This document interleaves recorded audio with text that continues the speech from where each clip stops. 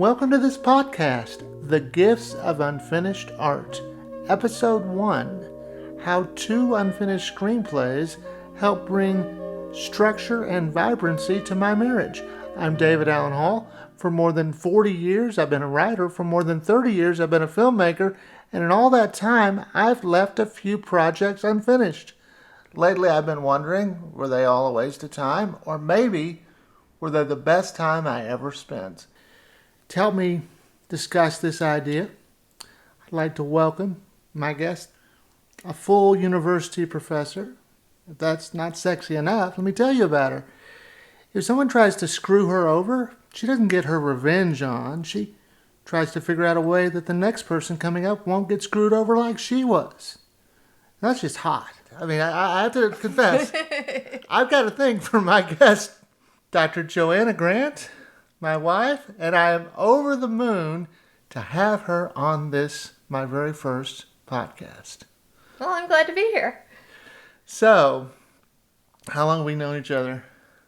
The 1986. Quite a while. So, only one time in all those years, you have used the word genius to refer to me. Do you remember in what context that was? I think it was about one of your movies. Yeah, it was an unfinished script, not a movie. And I gave you details about the ideas it was giving me for our marriage and creative love through storytelling, what we're going to talk about. What do you remember about when we first got together? I remember you would send me little snippets of scripts or books that you were working on, and I could give you some notes. And then you started teaching me about how story structure worked. And genre. And genre. And I tried to write a love story when I first moved to Hollywood, a couple of them, and they failed. And when the second one got rejected, I got a note from an agent, and she said, well, you don't understand the genre that you're working in. And so I thought I did. I thought genres were like labels. Art house movie, a family movie, but they're not. They come from within the stories. They're shorthand, they're crowdsourced. If you go to a Western, what do you expect to see? I expect to see something on the edge of civilization, maybe if it's in the U.S., like on the prairie or in the desert, something, Yeah, you know that it's the frontier's in the middle, and on one side is wilderness, and on the other side is civilization.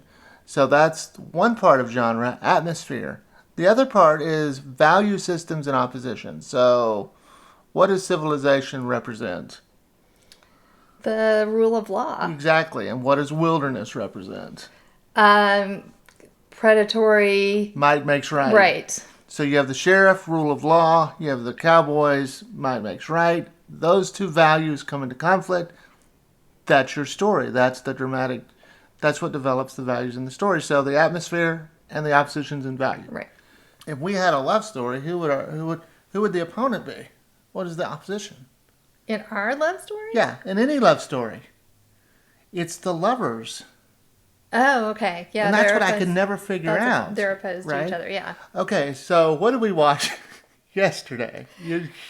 Pretty Woman, yes. One of my favorite movies. Yeah, that's why we watched it, because it's one of your favorite movies. So what I want to do is break down the agent had told me you need to learn the conventions of the love story. Now, we're not going to do them all here. There's more, and you may call them by different names. But these things exist in every love story, including ours, including everyone's. Yes, right. So what we're going to do is talk about them in Pretty Woman first, and then we're going to talk about them in our own relationship. Okay. The first convention is cycle of fear and inability to love. Okay. So you do Julia Roberts' character, and I'll do Richard Gere's character. So what was Vivian's cycle of fear? Vivian's cycle of fear was she always attracted bad men that treated her bad. One of the first shots of the movie, you see pictures of her with the men's faces all scratched out or heads ripped off. Right. Yeah. And she's got up a wall, no intimacy. Right, no kissing on the mouth. Right. And Edward, He throws himself into work. He buys companies. that are in trouble. He dismantles them. He sells the parts. He doesn't care what happens to the employees. He came from a family with, I guess, a distant father. A cold father. Yeah, he's become cold and distant himself. Right. And so these are the characters as the story starts. So when we met, yes, what was going on with you? What was your cycle of fear? One of the things was that I always felt like I had to be perfect in a relationship, and if I wasn't, the relationship would break. And so what I did was I would always pick flawed relationships. That way it wouldn't be my fault when the relationship broke up. That explains a lot of your past boyfriends. That's very illuminating. Thank you, Dr. Grant. My cycle of fear, I have cerebral palsy and hydrocephalus, and I think my cycle of fear is that, I was damaged goods, and maybe, I wasn't worthy of love. And so, there it is. Welcome to our living room, ladies and gentlemen. So that's what we had to overcome. Right. So that's kind of the dramatic focus of our courtship period. And that's all these Hollywood movies are. The courtship period. The next one would be the joust. And this is when the lovers are sizing each other up. And the point of this genre, convention of the love story genre is the lovers are going to prove themselves equals. Right. Through jousting. So, what do you think it was in Pretty Woman? In Pretty Woman, it's they kind of spar with each other when they first meet about, you can't charge me for directions. Well, I'm not the one lost. They spar a little bit. Eventually they say, oh, look, we both screw people for money, right? So what about us? What was our joust? One of the things you wanted to get me involved in a creative project with the Exodus, right? Yes. So he's doing yes, yes, yes, because the first thing that I had to do in that project to get me to do it, convince me to do it, you said all you have to say is yes or no. Yeah, so it was an audio drama, and I said, don't worry about lines, just say yes, yes, yes, yes, or no, no, no, no. Right. And then I created a character that asked questions, yes or no questions.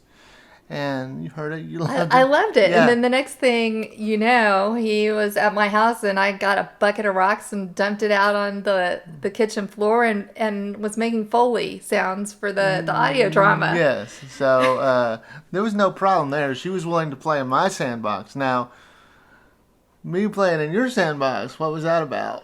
I love to travel. I love to go camping. And so... Yeah, I came to that more reticently. But we did go camping. Yeah, and we did travel. So and we certainly traveled. So yes.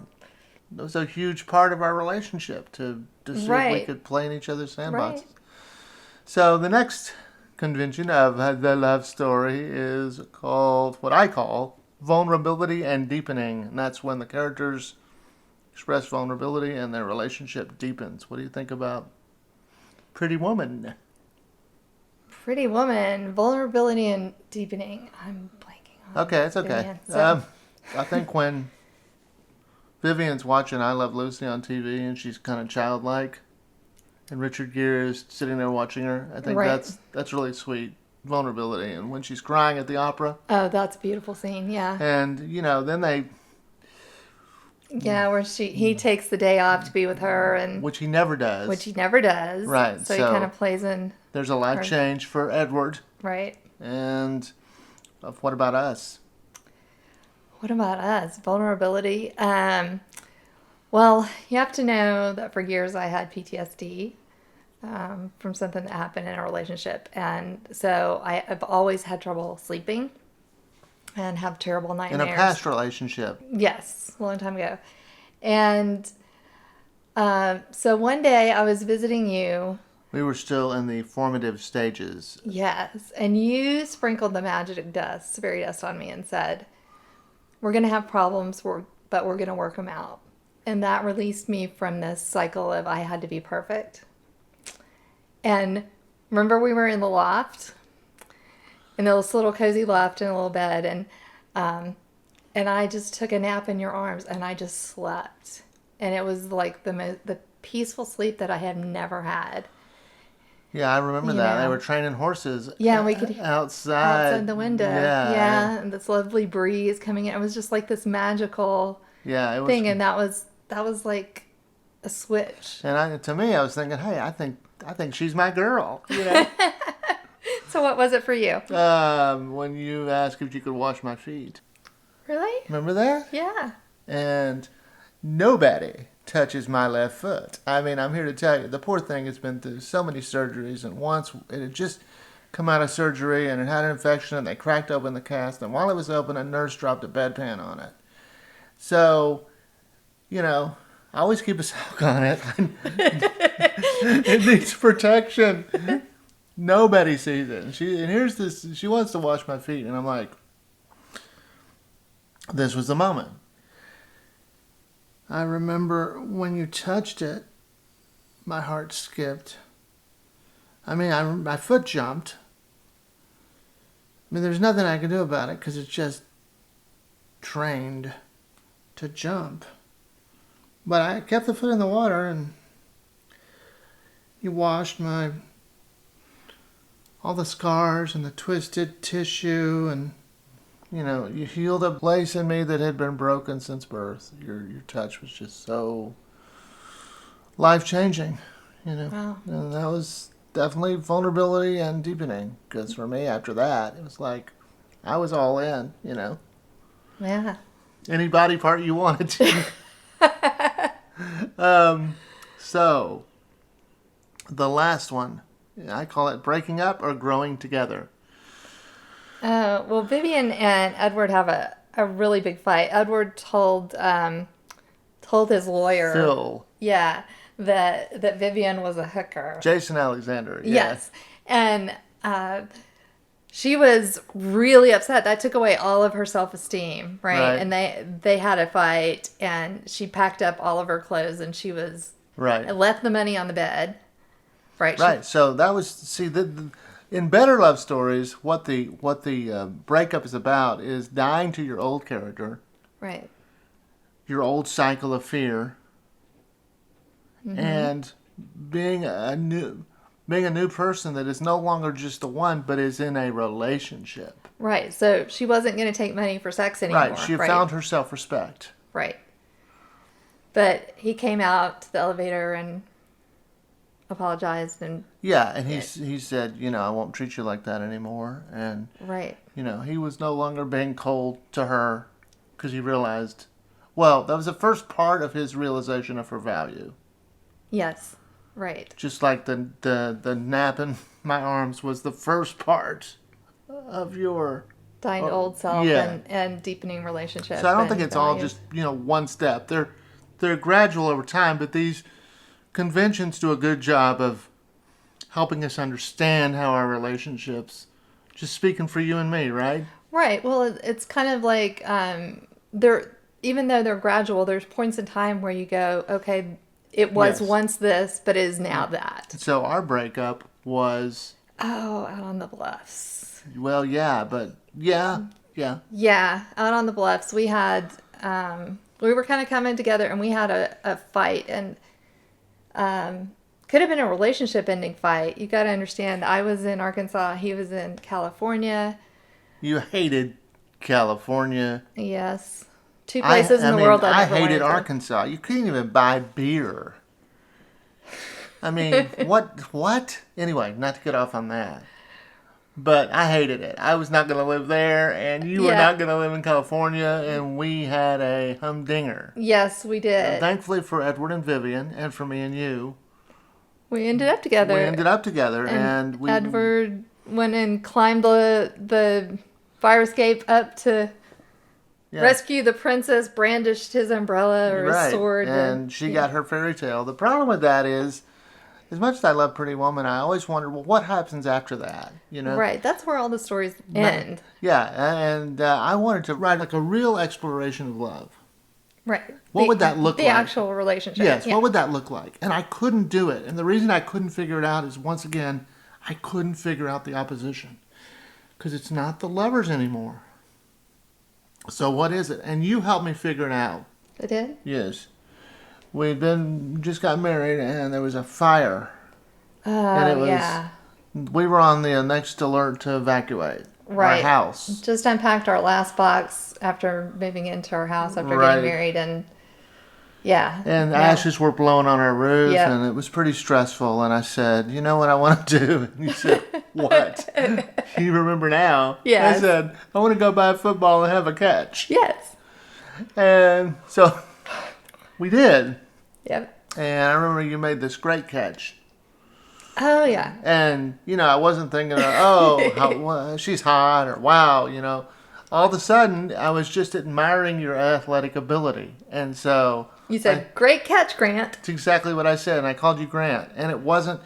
You weren't my wife, you weren't this hot girl, you were a good athlete. Mm-hmm. So, I had created a character for you. Right. And that was my realization of the opposition. In a detective story, the opposition is easy. It's the detective versus the criminal. In a courtship love story, like we've been talking about with Pretty Woman, in our relationship, the opposition was the two lovers, or me and you. The courtship phase is over now. What are we left with for the rest of our lives? And I realized the opposition was love itself. That's the opposition. Because what are we trying to do? Our house is maybe going to get burned down.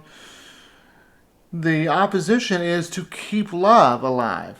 Right. And friendship. Right. That's what makes great lovers, in my opinion. It's not just love, but that undergirding of friendship. Right. I remember I told you one time that love is a choice. So I wake up every day and choose to love and choose to be a loving person and a kind person. Right. And relationships aren't always fun, but I still choose to make that choice. Right. And so I was learning how to do that through playfulness, and we had already shown that we could be creative.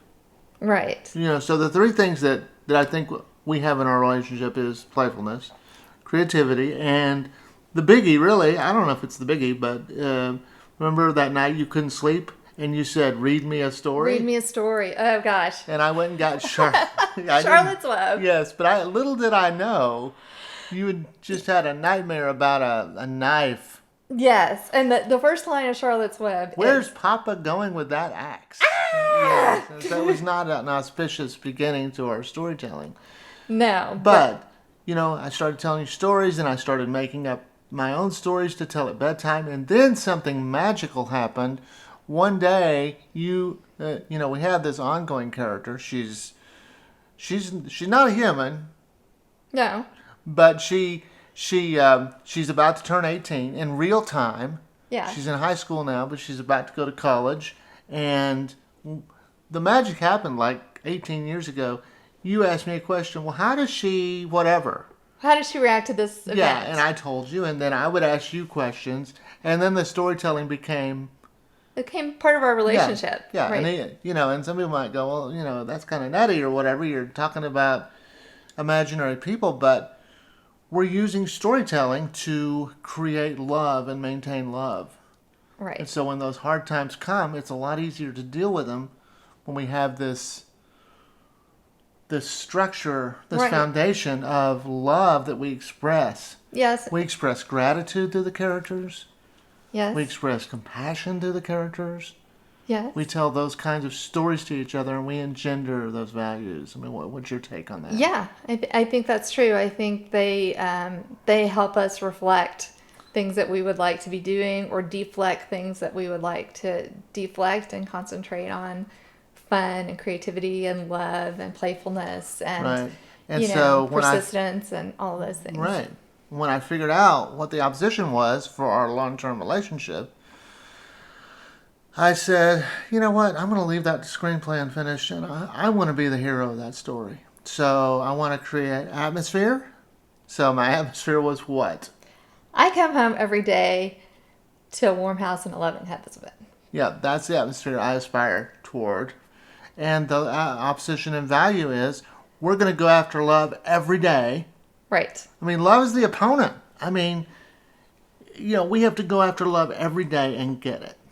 And we use tools of creativity, projects. Yes. Yeah. Playfulness, and storytelling, games, yeah. And, I've never had a script produced in Hollywood.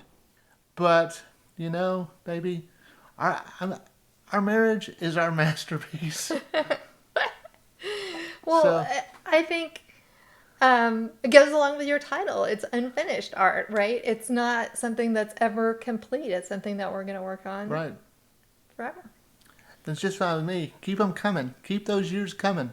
And speaking of that, come back for episode 2 of The Gifts of Unfinished Art, entitled How an Unfinished Novel Brought Me Deep Friendship and Life-Changing Forgiveness. My guest will be artist and adventurer Mary Elizabeth Hirsch. I want to thank Dr. Joanna Grant for this stimulating conversation. Glad to be here. Till next time, I don't want our lives to imitate art. I want our lives to be art. Thanks for listening.